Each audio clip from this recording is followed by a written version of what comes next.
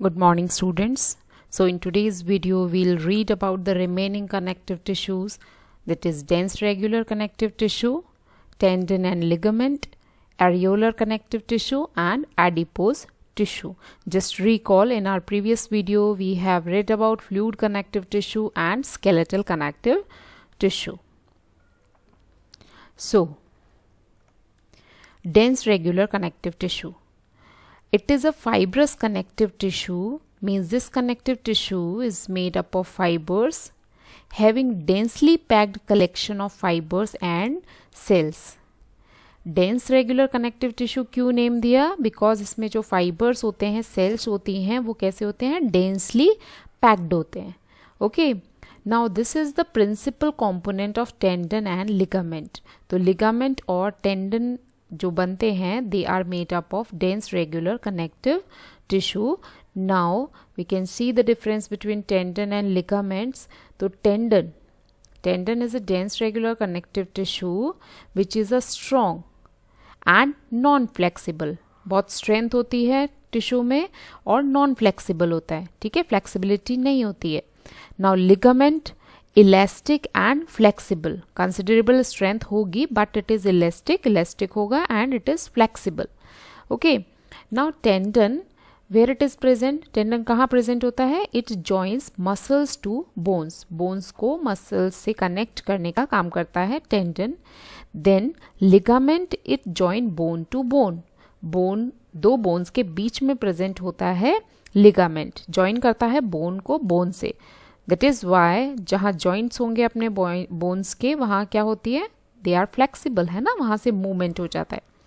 Now tendon, just now I told you कि it is made up of fibers, है ना, fibrous connective tissue है and fibers are loosely packed. So tendons में क्या होगा? It is formed of white fibrous connective tissue. किस तरह के connective tissue से बना होता है? White fibrous connective tissue.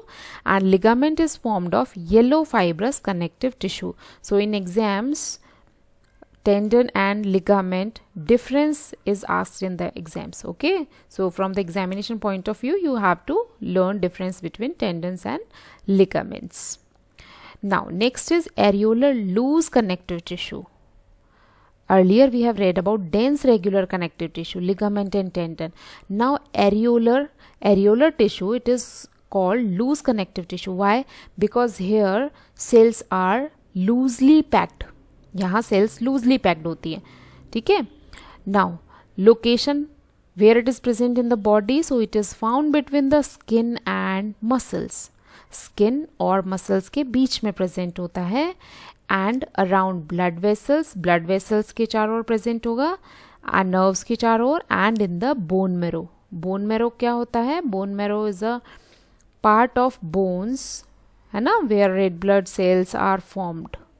Now function, what is the function of areolar loose connective tissue? Areolar tissue क्या करता है? It fills the space inside the organs. Organs के बीच में जो space होगा उसे fill करता है. ठीक है. Then second is it supports internal organs. Internal organs को support provide करता है. And it helps in repair of tissues. तो टिश्यू की रिपेयरिंग में भी क्या करता है? हेल्प करता है areolar tissue. These are the functions of areolar loose connective tissue. We can see in the diagram areolar tissue, white fibers are present, है ना, white fibers, these are also called collagen fibers. Fibroblast, these are the cells through which these white fibers originate. Second, yellow fibers, these are the yellow fibers. Okay, so these type of fibers, they are also present in the dense connective tissue, but there they are densely packed. Here these fibers are loosely packed. Next is adipose tissue. Adipose tissue, it is an aggregation of fat cells or adipocyte. Adipose tissue किस तरह की cells से मिलकर बना होता है? It is made up of fat cells. As the name indicate, fat cells होती है, यानी कि इनमें क्या होगा? Fat deposition होगा. ठीक है. Fat cells are also called adipocyte. इन्हें adipocytes भी कहते हैं.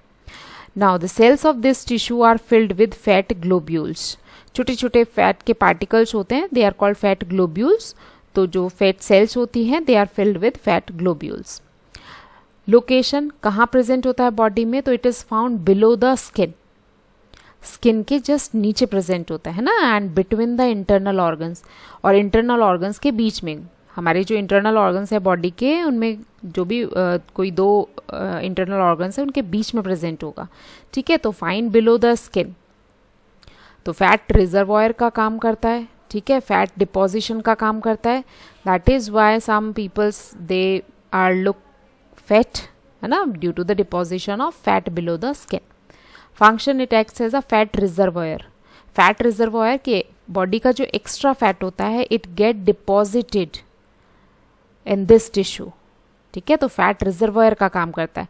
When ever our body need energy, तो यहीं से ये रिजर्वॉयर है, रिजर्व फैट है, ठीक है, तो ये फैट ऑक्सीडाइज होता है, एनर्जी रिलीज हो जाती है। Second is due to storage of fat it also acts as an insulator, ठीक है, बॉडी की जो हीट होती है उसको ट्रैप करके रखता है, बाहर नहीं जाने देता है, तो it acts as an insulator. Insulator क्या होते हैं, जो हीट को नहीं पास होने देते हैं, तो due to the storage of fat adipose tissue act as insulator. Now third is it form shock absorbing cushion, fat reservoir है, बहुत सारा फैट है ना, तो it present around the between the internal organs, तो क्या करता है, एक शॉक एब्जॉर्बिंग कुशंस बनाता है अराउंड किडनी, किडनी के चारों ओर शॉक एब्जॉर्बिंग कुशन फॉर्म करेगा जिससे कि किडनी को कोई डैमेज ना हो, एंड आई बॉल, और आई बॉल के अराउंड भी एक इसी तरह का कुशन लाइक स्ट्रक्चर फॉर्म करता है adipose tissue.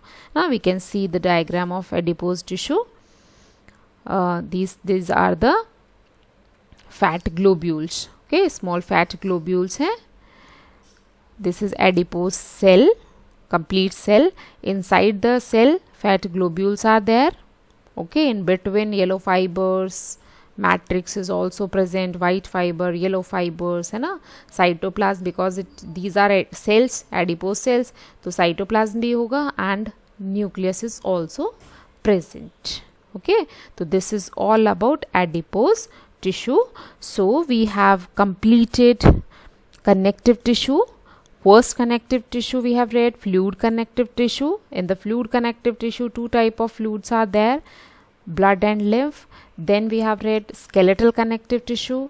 Skeletal connective tissue is made up of bone and cartilage, okay, and today we have read about dense regular connective tissue, ligament and tendon, then areolar loose connective tissue, and last one adipose tissue. Hope it is clear to all of you. Thank you. Have a nice day.